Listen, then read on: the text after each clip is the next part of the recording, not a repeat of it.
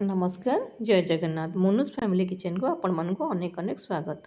आलू चप तो समस्ते खाई थे। आज मु बिरी रे चप करके नहीं आसी तेरे आसतु देखा मुझे कि भाव में प्रस्तुत करी।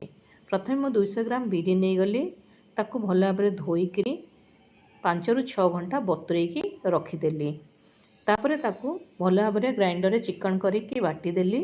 से गोटे चामच लुण 2 चामच जीरा पकईकी ताकू भल भाव में गोलैकी रखीदेली।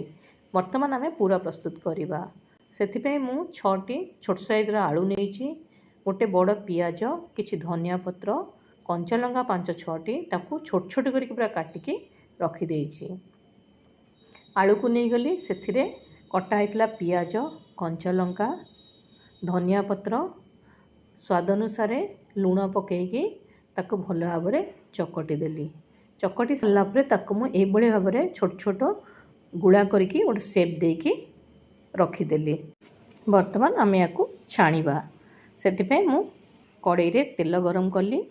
तेल गरम हो सारा पर जो गुड़ा गुड़िक करके रखी आलूर ताकू बिरी रे बुड़ेकी भाव में बिरी मु बुड़ेकी गोटे गोटे करके गरम तेल रे पकेली।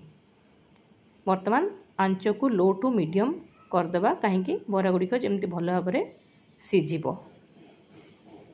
देखो गोटे साइड हो गला ताकू मु उल्टे दूची। मीडियम आंच ही आप करेंगे हाई फ्लेम देवेनि नहले चप गुड़िक भल भाव में सीझबनी।